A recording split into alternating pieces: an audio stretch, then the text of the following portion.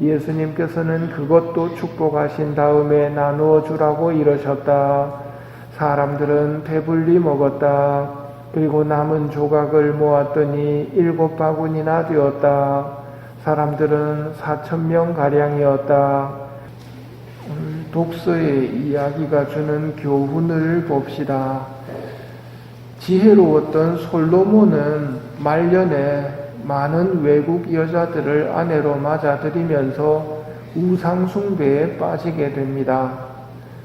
똑똑하다는 것이 독이 되어 하느님의 말씀까지 듣지 않게 되고 결국 나라가 갈리게 되는 원인을 제공합니다.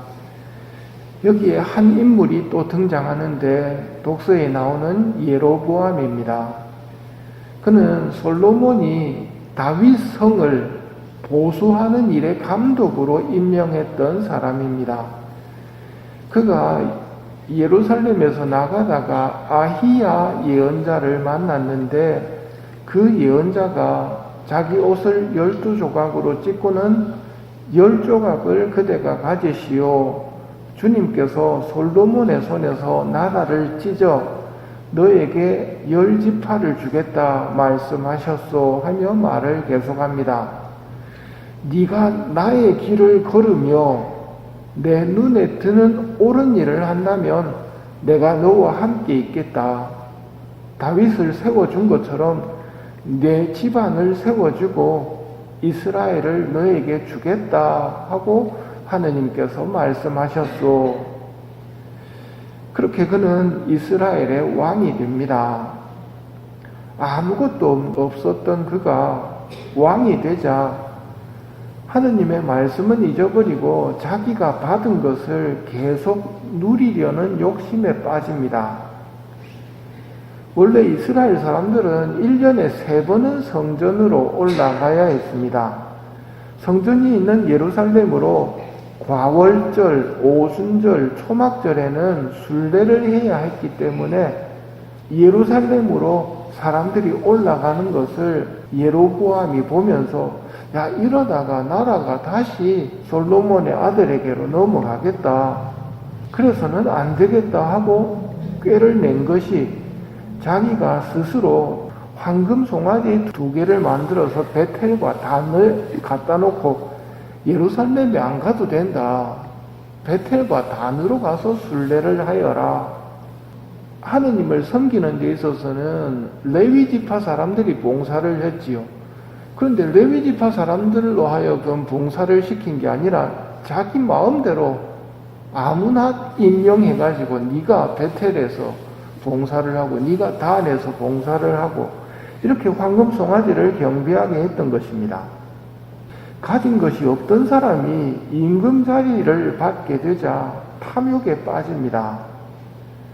주님께서 길을 알려주셨죠. 네가 내 길을 걸으면서 옳은 일을 한다면 내가 너와 함께 있겠다. 다윗을 세워준 것처럼 너를 세워주겠다 하신 말씀은 잊어버리고 보이지 않는 하느님의 말씀보다는 보이는 것을 믿으려고 합니다.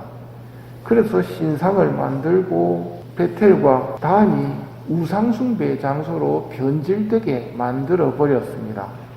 결국 예로보암 집안은 이런 일로 죄를 지어 마침내 멸망하여 땅에서 사라지게 되었다. 이게 오늘 독서의 끝입니다. 보이지 않는 것에 대한 믿음이 없던 예로보암은 하느님께서 주신 임금의 자리를 자기 힘으로 지키려고 애쓰다가 주님의 법을 어기는 무리수를 둡니다. 받은 것을 인정하고 주신 분의 뜻대로 사용하는 것이 우리가 해야 할 일인데 예로보암은 받은 것을 자기 것이라고 착각하고 주신 분의 뜻을 잊어버리는 우를 범합니다. 오늘 복음은 4,000명을 먹이신 기적 이야기입니다. 빵 7개와 작은 물고기 몇 마리로 4,000명을 배불리 먹인다는 것은 보이는 것만으로는 불가능한 일입니다.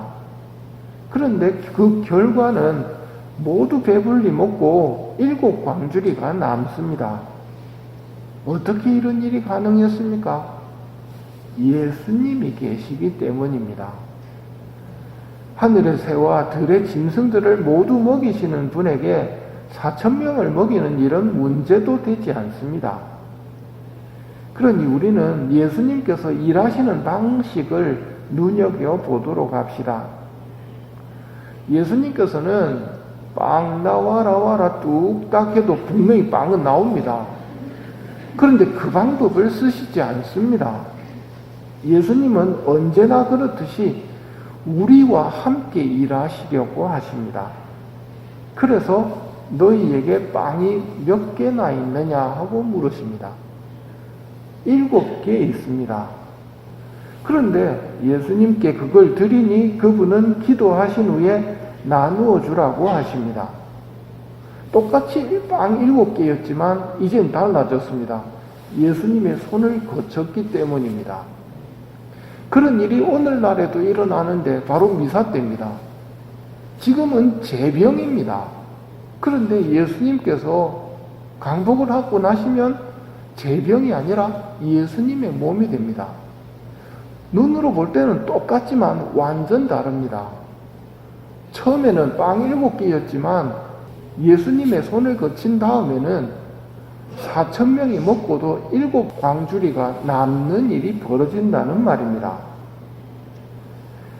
예로보암은 자기 것이 아닌 것을 받았음에도 주신 분을 잊어버린 채 그걸 자기 걸로 만들려고 하다가 망해버렸지만 제자들은 자신들이 가진 보잘것없는 것을 예수님께 내놓았을 뿐인데 4,000명이 먹고도 7바구니가 남는 빵의 기적을 봅니다. 오늘 말씀은 내가 받은 것에 대해 생각해 보게 합니다. 내가 받은 것들을 나는 어떤 마음으로 소유하고 있는지, 왜 주셨는지, 주신 분의 뜻을 기억하면서 내가 사용하는지, 합당한 감사를 매일 드리면서 사는지. 받은 것은 재물만이 아닙니다. 우리가 받은 것 중에 소중한 것이 시간입니다. 그런 면에서는 여러분이 시간을 지금 가장 잘 사용하고 계십니다. 만일 하느님이 주신 시간을 가장 잘 사용하는 방법이 뭐냐고 묻는다면 저는 미사봉헌이라고 이야기할 겁니다. 예수님께서 성부께 드리시는 제사에 참여하는 것, 그것이 가장 시간을 잘 보내는 일이고 여러분들도 그런 의미에서는 지금 가장 시간을 잘 활용하고 계신 거라는 말입니다. 재물에는 묘한 마력이 있습니다. 마음을 빼앗는 마력입니다. 하느님께서 내가 감당할 수 있는 만큼의 재물을 허락하시기를 바랍니다.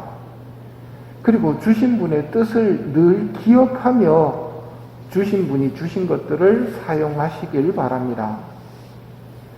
받은 것에 마음을 뺏기지 않고 주신 분을 기억하는 은총을 연옥 영혼들에게 부탁드리며 우리는 이 미사를 연옥 영혼들을 위해 봉헌하도록 합시다.